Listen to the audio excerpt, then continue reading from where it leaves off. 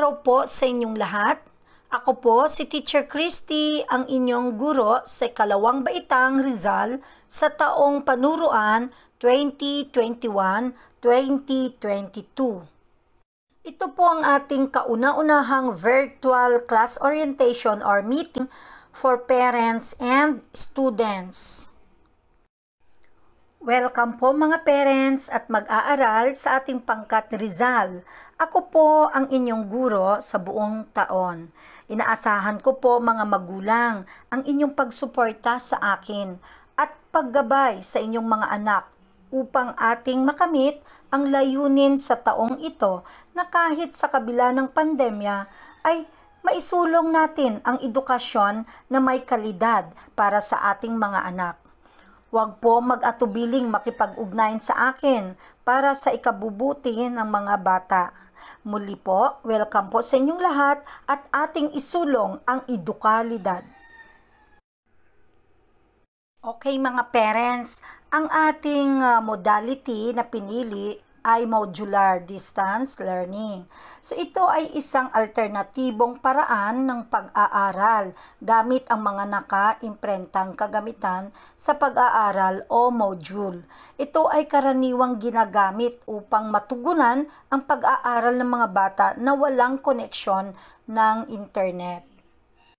Mga magulang, ito ang mga dapat tandaan sa paggamit ng module. Ingatan ang module na huwag mabasa, mapunit o marumihan. Ibig sabihin, gagawa ang bata sa isang lugar na malinis. Next, huwag sulatan o gumuhit dito. Isulat sa isang malinis na papel ang inyong sagot. Ibig sabihin, huwag po kayong sasagot sa module. Gumamit po ng isang malinis na papel para sa lahat ng sagot.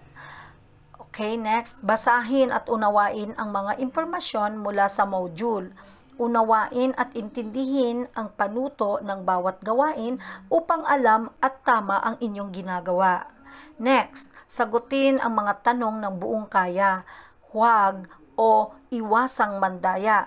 Ibig sabihin, mga nanay, kayo lang po ang gagabay o magtuturo at magpaliwanag sa mga bata kasama ang guro upang maunawaan ang leksyon. Iwasan po ang pandaraya, okay? Okay, para naman po sa ating health protocol sa pagkuha ng modules at pagpasa ng mga outputs. Una, pagsuot ng face mask at face shield, pagdala ng sariling ballpen at iwasang humiram sa iba, at paggamit ng sanitizer or alcohol bago hawakan ang modules at pagkatapos. At lagi din pong tandaan na observe social distancing wherever we go. Para naman po sa modules output, isusulat sa intermediate pad paper or any paper that available in your home ang lahat ng sagot at activities sa module. Next, ipapasa every Tuesday sa oras na ibibigay ko. Next, kapag hindi nagawa on time ang output dahil sa di maiwasan na bagay, ay makipag-ugnayan agad sa guro. Hanggang maaari ay iwasan ang pagka-delay ng output. Kapag naman mayroong hindi maunawaan sa modules, kaya hindi makasagot, tumawag o mag-message sa chat room at magtanong agad sa guro.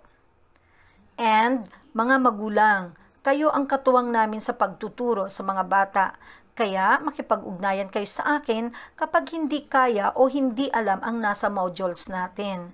Anyway, bibigay ko naman po ang aking numbers sa inyo.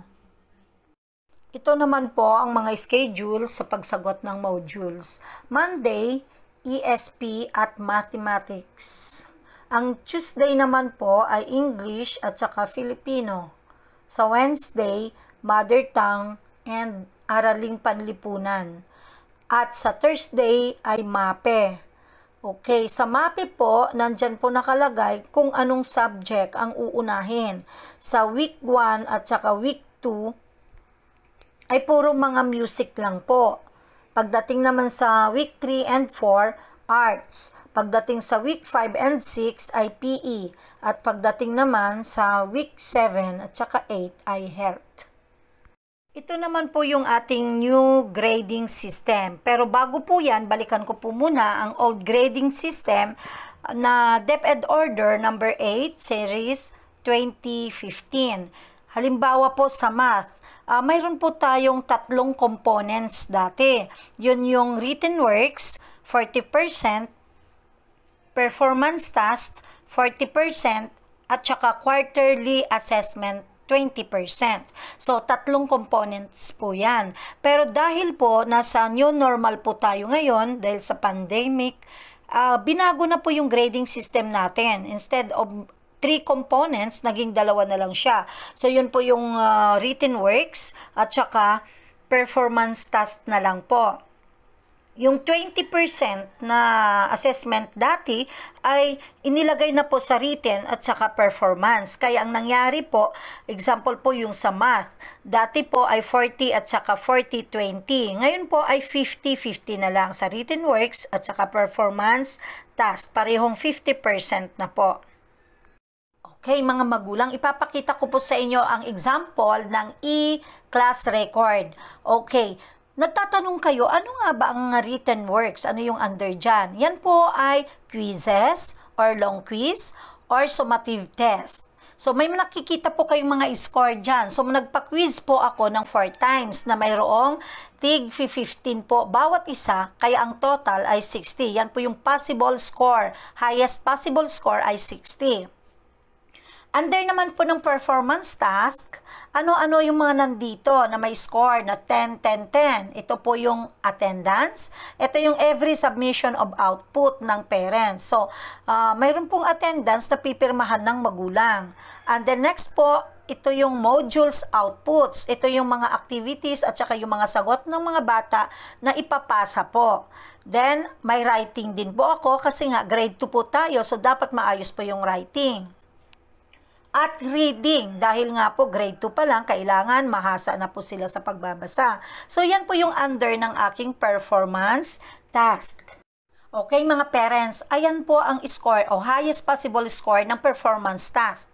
40 lahat. Bakit? Kasi po, mayroong 10, attendance, modules, output ay 10, writing ay 10, reading ay 10. So, 40 ang highest possible score. Mamaya po, ituturo ko sa inyo paano po kukunin ang percentage score at saka yung weighted score.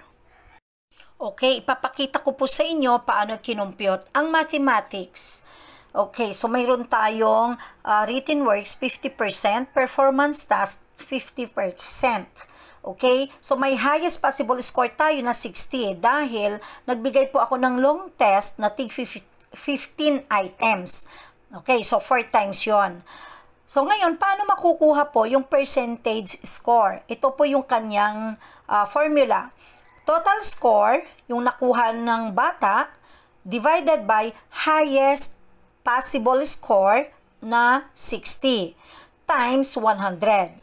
Okay? So ito yon. Si student A, 56 ang kanyang score divided by 60 equals 0.9333 times 100.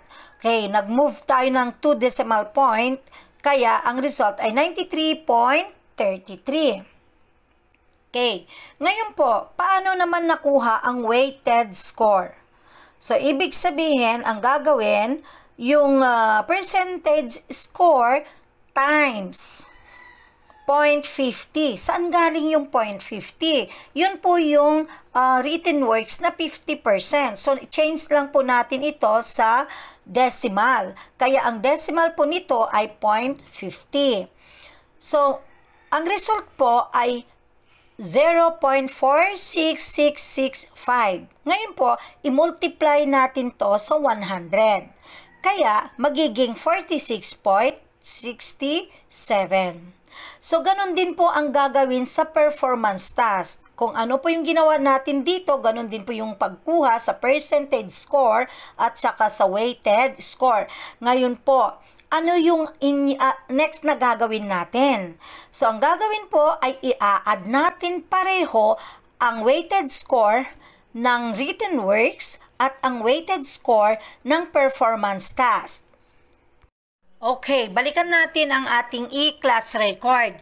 'Di ba sabi ko nga kanina, i-add natin ang weighted score ng written works at ang weighted score ng performance task. Balikan natin si student A. Ang kanyang weighted score sa written ay 46.67 plus sa performance task niya na 38.75 equals 85.42. Ito po ang kanyang initial grade. Itong initial grade na to ay siyang makukumpyot ng magulang. Pero hindi po ito yung mailalagay sa card. Kasi po, may tinitignan tayong transmuted grade, kung ano ang equivalent ng 85.42.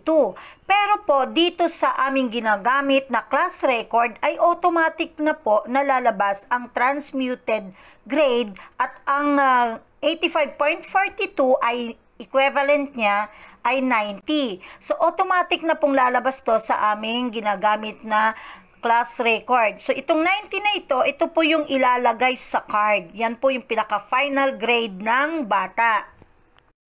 Si student B naman po, ang kanyang weighted score ay 45.00 plus 33.75 equals 78.75. Ito yung kanyang initial grade. Pero po, sabi ko nga kanina, hindi po ito yung pinaka-final. Pero masosolve ito ng magulang. Ngayon po, ang transmuted niya ay 86. So, 86%, ito po yung final grade ng bata na mailalagay po sa card niya. Ang susunod naman po na other matters ay ang Brigada Pagbasa ng Division of Bacoor. Pero bago yan, ano nga ba ang Brigada Pagbasa Program? The Department of Education o DepEd signed a Memorandum of Agreement o MOA with World Vision Development Foundation WVDF in 2019 for the Brigada Pagbasa Program. The Brigada Pagbasa Program is a national movement for reading that aims to bring together all education champions and supporters to contribute to nation building by helping all Filipino children enhance their reading skills in the context of partnership. This is to support the DepEd's goal to provide children access to quality education. Ibig sabihin po, ito ay programa ng ating gobyerno sa DepEd para mahasa ang ating mga mag-aaral sa kanilang kakayahan sa pagbasa at mapalawak ang kanilang pag-unawa o pag-intindi sa binabasa. In line with this program, Division of Bacoor launched Division Brigada Pagbasa at ito ay ang Miyerkules ng Pagbasa na ang layunin nito ay matutong magbasa ang bawat mag-aaral sa Bacoor. Ang Miyerkules ng Pagbasa ay gagawin tuwing ika-10 ng umaga. Maaaring gumamit ng kahit anong reading materials ang bata. Dahil din sa programa, ang Molino Elementary ay naglunsad din ng Brigada Pagbasa Project ERE sa pamumuno ni Ginoong Bautista at Ginang Cruzado upang matugunan ang mga pangangailangan ng mga bata sa pagbabasa. Magkakaroon ng reading corner sa paaralan para sa paghahanda sa face-to-face ng mga mag-aaral. At sa tahanan naman ay maglalagay ng reading corner kung saan doon mag-stay ang bata habang nagbabasa. Okay, malinaw na po ba sa inyong lahat ang ating mga napag-usapan?